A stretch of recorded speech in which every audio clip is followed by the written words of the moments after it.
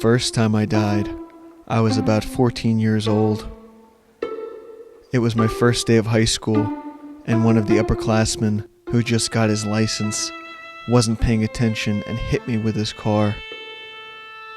I remember feeling the crushing pain for a second, and then nothing.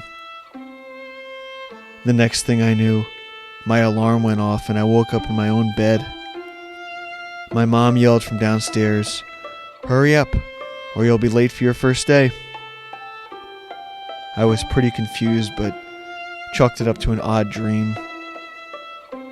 When I got to school, I got the feeling of deja vu. I stopped walking for a few seconds, and the same car I had seen in my dream whizzed right by me. If I'd kept walking, I would have been hit. I shuddered and continued on with my day. That following July, when I was 15, I died again. I went to a summer camp that had a ropes course. At the end was a zip line that led you down to the ground. Whoever was securing that must have been inexperienced, because as soon as I left the platform, I plummeted to the ground. Again, I felt that pain, and then nothing.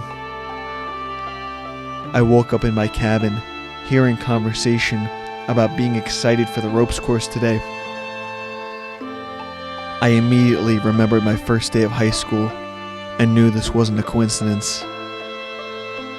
Later, when we got to the ropes course, just before I was about to start, I decided to sit it out.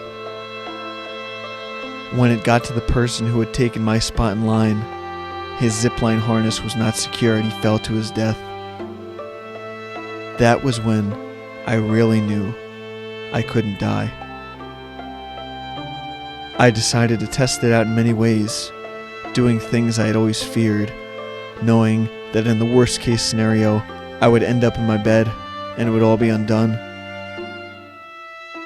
Another fun thing I did was wait for a big lottery jackpot, and after the drawing, I memorized the numbers. I offed myself, and when I woke up, I immediately bought the ticket.